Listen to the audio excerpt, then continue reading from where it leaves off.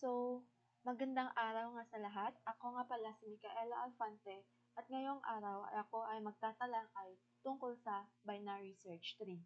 So, ano nga ba ang binary search tree? So, ang binary search tree or BST ay isang uri ng data structure na binubuo ng binary tree na kung saan ang bawat node ay may dalawa o mas mababang bilang ng mga child nodes at tinatawag ito na left at right child nodes.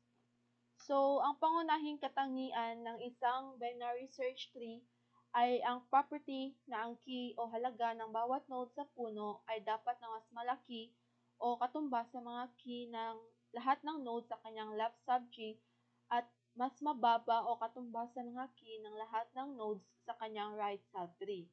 So, ang katangiang ito ay nagbibigay daan sa mabilis na paghahanap, pag-insert at pag-delete ng mga elemento sa logarithmicong time complexity na kung saan ang n ay ang bilang ng mga nodes sa puno.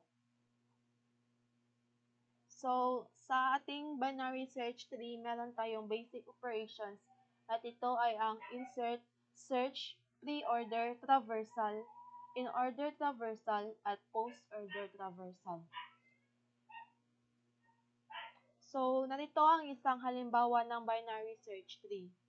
So, meron tayo dito parent node na 27 at mga child nodes na 14 at 35. At sa parent node na 14, meron tayong child node na 10 at 19 at sa parent node na 35, meron tayong 31 at 42. So, sa punong ito, para sa bawat node, ang key sa left subtree ay mas mababa sa key ng node at ang key sa right subtree ay mas mataas sa key ng node. So, ang karaniwang operasyon sa isang binary search tree ay kinabibilangan ng paghahanap o paghanap ng isang node na may binigay na key, pagsusuri o pagdagdag ng isang bagong node na may binigay na key sa puno, at ang pangatlo ay ang pag-alis o pagtanggal ng isang node na may binigay na key mula sa puno. So, itong left subtree keys dito sa baba, ito ay nagre-representa sa ating example o halimbawa.